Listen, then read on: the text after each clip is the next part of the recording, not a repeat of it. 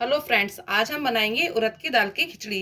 ये बहुत जल्दी बन जाती है और बहुत टेस्टी लगती है खाने में। तो चलिए शुरू करते हैं, इसको हम कैसे बनाएंगे। उड़द की दाल की खिचड़ी बनाने के लिए मैंने ली है उड़द की दाल, आधी कटोरी ली हुई है। चावल, जो ये मोटा चावल है जो खिचड़ी के लिए यूज किया जाता है।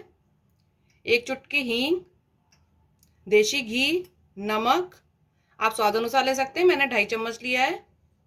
सूखी हुई लाल मिर्ची और जीरा। इसको हम बहुत ही इजी तरीके से बनाएंगे और ये बहुत जल्दी बन जाती है। सबसे पहले जो हमने चावल लिया है उसको हम एक बर्तन में डाल देंगे और उड़द की दाल को भी इसमें मिला देंगे। इन दोनों को अच्छे से हम मिक्स कर लेंगे और इसको अच्छे से 3-4 बार वॉश कर लेंगे। चावल और दाल को मैंने अच्छे से धो लिया है 3-4 बार। अब हम कुकर लेंगे और कुकर में इसको डाल देंगे।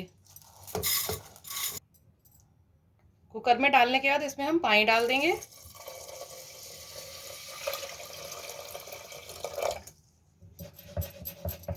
ध्यान रखिएगा, जब हमारे जितने दाल और चावल की जो हमने मिक्स बनाया हुआ है उससे अपनी उंगली का एक जो पोर होता है, इससे हम पानी को नाप लेंगे। अगर पानी इतना ही हमें डालना है जितना हमारा ये एक पोर होता है। इससे खिचड़ी बिल्कुल खिली खिली और अच्छी बनती है, बिल्कुल घुटती नहीं है।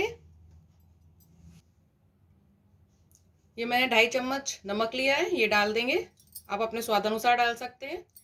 मेरी जो चम्मच का साइज है वो छोटा है, इसको मैंने 2.5 चम्मच डाला है इसमें। आप अपने स्वाद के अनुसार इसे डाल सकते हैं। अब कुकर का ढक्कन लगाएंगे।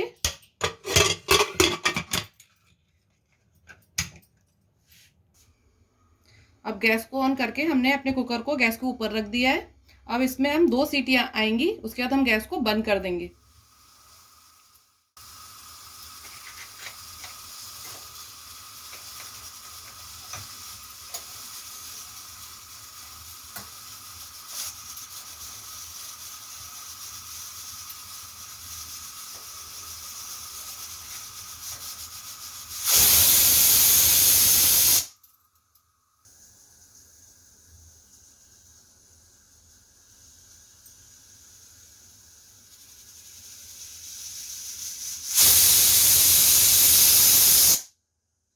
दो सीटी आ गई हैं, हम गैस को बंद कर देंगे और इसकी हम सीटी निकालेंगे नहीं।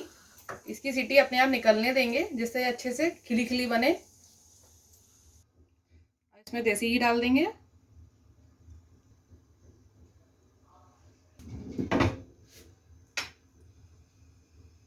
घी को अच्छे से गर्म होने देते हैं।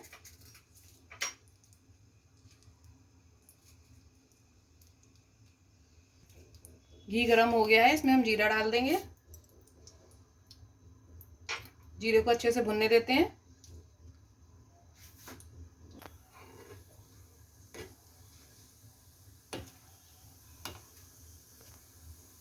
अब इसमें सूखी हुई लाल मिर्च डाल देंगे। इसको अच्छे से भून लेंगे इसमें हम।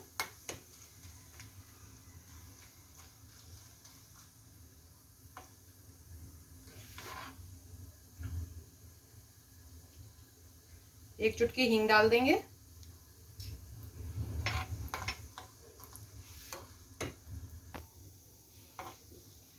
जब सब चीज अच्छे से भुन जाए तो हम गैस को ऑफ कर देंगे और इसमें से लाल मिर्च निकाल लेंगे।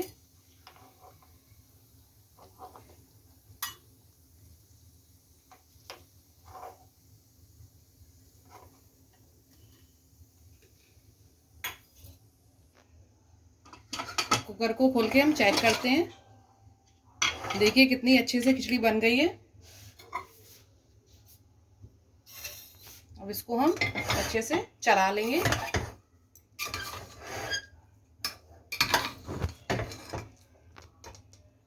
अब सर्व करने के लिए इसे प्लेट में निकाल लेंगे।